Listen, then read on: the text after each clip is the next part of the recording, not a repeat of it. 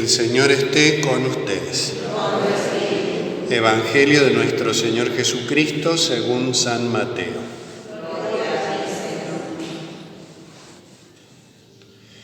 Jesús fue llevado por el Espíritu al desierto para ser tentado por el demonio. Después de ayunar 40 días, con sus 40 noches, sintió hambre. Y el tentador, acercándose, le dijo: «Si tú eres hijo de Dios, manda que estas piedras se conviertan en panes».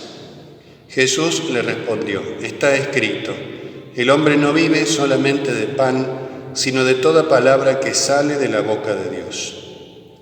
Luego el demonio llevó a Jesús a la ciudad santa y lo puso en la parte más alta del templo, diciéndole: «Si tú eres hijo de Dios, tírate abajo, porque está escrito: Dios dará órdenes a sus ángeles y ellos te llevarán en sus manos para que tu pie no tropiece con ninguna piedra».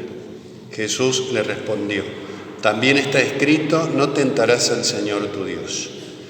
El demonio lo llevó luego a una montaña muy alta. Desde allí le hizo ver todos los reinos del mundo con todo su esplendor y le dijo: «Te daré todo esto si te postras para adorarme».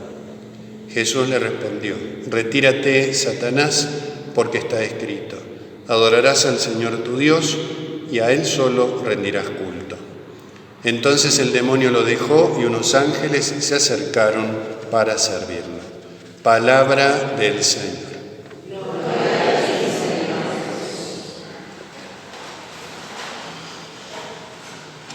En continuidad con el inicio de la Cuaresma, el miércoles de ceniza, donde se nos mostraba esta imagen tan impactante del polvo de la tierra, al cual nosotros también volveremos, se nos muestra en el Evangelio de hoy otra imagen, se despliega ante nuestra mirada esta imagen del desierto.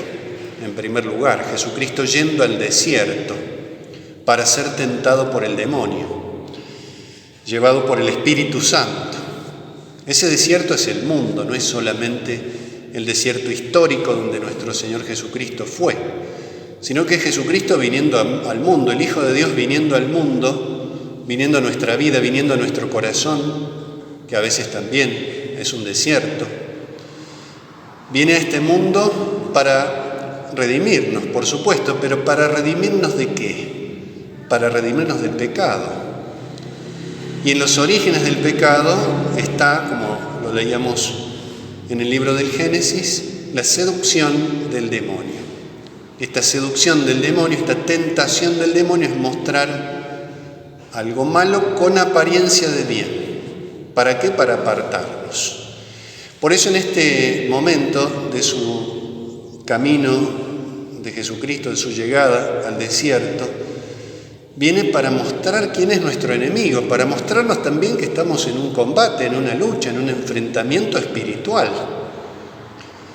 Esa lucha interior por amar a Dios cada día más y en consecuencia rechazar las tentaciones del demonio. La iglesia en este mundo se llama militante porque está en lucha, en conflicto, está en enfrentamiento contra todo aquello que nos aparta de Dios. Y por eso Jesucristo va al desierto para ser tentado por el demonio, para enseñarnos que estamos en un combate, para decirnos quién es nuestro enemigo y cuáles son sus estrategias, y para darnos las armas suficientes y más que suficientes para vencerlo. No por nuestras propias fuerzas, ciertamente. Jesucristo, de hecho, usa la palabra de Dios.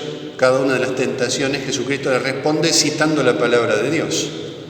Esa palabra que debe llegar a nuestro corazón y fortalecernos en este combate. Pero creo que esta es como una primer premisa que podemos destacar de este Evangelio. Ser conscientes de esta lucha. No hay nada peor para un soldado que ignorar que está en un combate. No hay nada peor que no saber cuál es el enemigo, cuáles son sus armas, cuáles son sus estrategias. No hay nada peor que no tener armas suficientes para defenderse.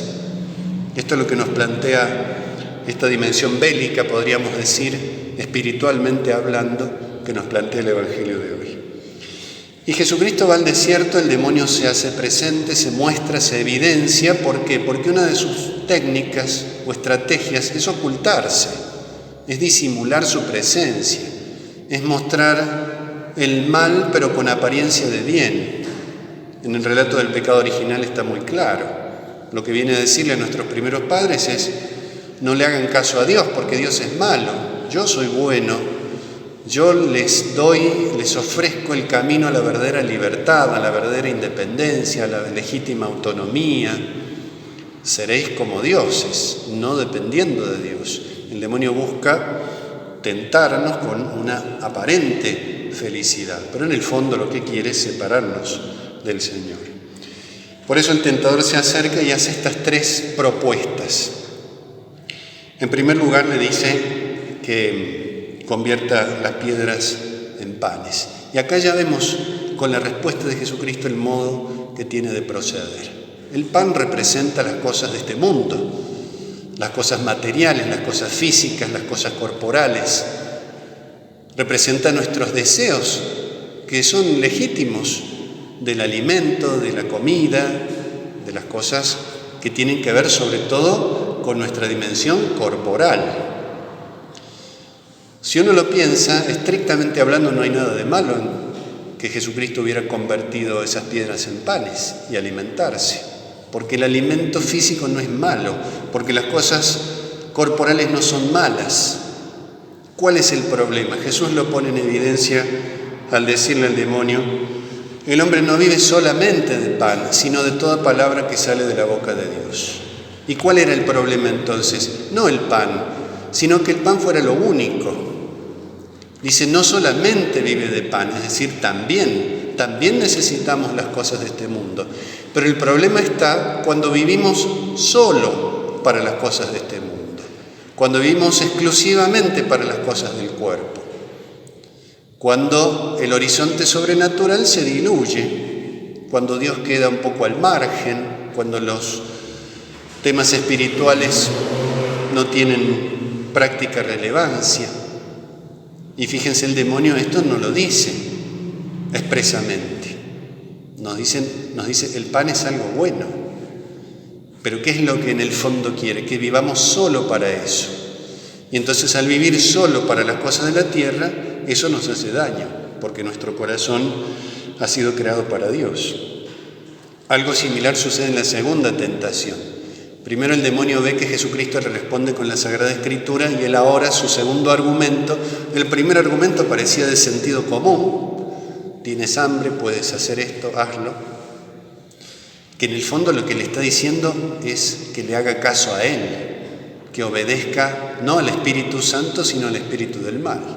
Eso también está aquí presente. En la segunda también usa la palabra de Dios. El demonio usa el mal de la palabra de Dios, porque una de sus características es hacernos usar mal de cosas que son buenas. Hacernos usar mal de nuestra inteligencia, de nuestra voluntad, de nuestra sensibilidad, de las cosas de la tierra, del alimento, de lo corporal, que son cosas buenas, pero pueden ser mal usadas. El demonio usa mal acá de la palabra de Dios. Y en la segunda tentación tiene que ver sobre todo con la vanagloria. Así como hay un hambre de cosas corporales, también hay un hambre de cosas más propias del alma, en términos más sencillos. Tenemos hambre de pan, pero también tenemos un hambre de reconocimiento, de valoración, de ser tenidos en cuenta. A veces un hambre de éxito, de aplauso, de ocupar el primer lugar. Y uno puede decir acá, en similitud con la primera tentación, estrictamente no es algo malo recibir el reconocimiento, recibir la alabanza, que nos digan que hemos hecho algo bueno. No está mal eso. ¿Qué es lo que está mal? Vivir para eso. En el Evangelio del miércoles de ceniza, Jesús decía, hablando del ayuno, la oración y la limosna, que los fariseos también hacían oración, ayuno y limosna, pero para ser vistos, para este mundo, para la vanagloria, para el reconocimiento. Usaban un don de Dios, pero no para la recompensa eterna, sino para la recompensa temporal. Y entonces el alma también tiene un poco este hambre, ya no de cuestiones corporales, sino de cuestiones más propias de los deseos del alma. El demonio quiere corromper todos nuestros deseos, desviarlos, de tal manera que, en definitiva, nos desvíe del camino hacia la patria del cielo. Y en última instancia, el demonio nos dice, lo llevó a un lugar muy alto. Fíjense que hay en el relato de San Mateo 3 planos, en el desierto, después en el templo y después en una montaña muy alta, cada vez más elevado, que representa una tentación cada vez más grave. En las dos primeras le había dicho, si eres hijo de Dios, tienes que vivir para las cosas de la tierra, si eres hijo de Dios, tienes que vivir para la vanagloria. En la última ya no le dice si eres hijo de Dios, porque obviamente es la tentación más explícita, que en cierto modo está presente en todas. Esta sucesión no siempre es temporal. A veces el demonio empieza por pequeñas cosas en nuestra vida. Y cuando uno empieza a dejar de lado la valoración de las cosas importantes que Dios nos da espiritualmente, cuando comienza a darle un cierto lugar al demonio, a la tentación, cuando uno abandona un poco la lucha, el demonio se aprovecha. Leamos con mucho cuidado, con mucha precaución, con mucha atención, mejor dicho, el relato del pecado original. Se presenta como algo bueno. Acá en la tentación más grave de todas, que es la idolatría, que es vivir para las cosas de este mundo como si fueran Dios, es decir, que las cosas de la tierra ocupen el lugar de Dios, habla de la tentación del poder. Así como la primera era lo corporal, la segunda era lo del alma, ahora es lo religioso, en el sentido más grave de todos, que es la idolatría, adorar una criatura como si fuera Dios y sobre todo adorar una característica muy particular que es el poder. El poder seduce el alma también, porque puedo. Lo vemos esto, si lo queremos ver cotidianamente. Los poderosos de este mundo, no porque tengan poder van a ser malos, pero muchas veces el poder es una gran tentación. ¿Por qué se hacen determinadas leyes? ¿Por qué se imponen determinadas pautas de conducta? ¿Por qué se dan tales o cuales mandatos socialmente? Porque pueden. Y por supuesto acá el dinero también está presente, que es también, como lo dice la Escritura, la avaricia o la codicia es el fundamento de todo pecado. Le dice, te daré todo esto, le muestra todos los reinos del mundo, todas las riquezas, todas las glorias, te lo daré, pero con una sola condición, que postrándote me adores, que es exactamente lo contrario de lo que el cristiano hace, de lo que nosotros hacemos. Nos postramos ante Dios, adoramos solamente a Dios, no adoramos las cosas de este mundo. Por eso, en este primer domingo de Cuaresma, el Señor nos enseña, esto por supuesto es un evangelio que tiene mucha riqueza y lo podemos meditar detenidamente, sacar enseñanzas de aquí. Nos enseña esto, que estamos en una lucha, pero Él nos ayuda. Fíjense que al final, y no es un detalle, dice, el demonio lo dejó, Jesucristo usó la palabra de Dios como arma contra el demonio lo dejó y unos ángeles se acercaron para servirlo. En esta lucha contra el mal, contra el pecado, contra el demonio, no estamos solos. Si estuviéramos solos, ya estaría perdida esa batalla. Está la gracia de Dios con nosotros, están los ángeles buenos con nosotros, está la palabra de Dios con nosotros, está el alimento que el Señor nos quiere dar, que es Él mismo, su presencia.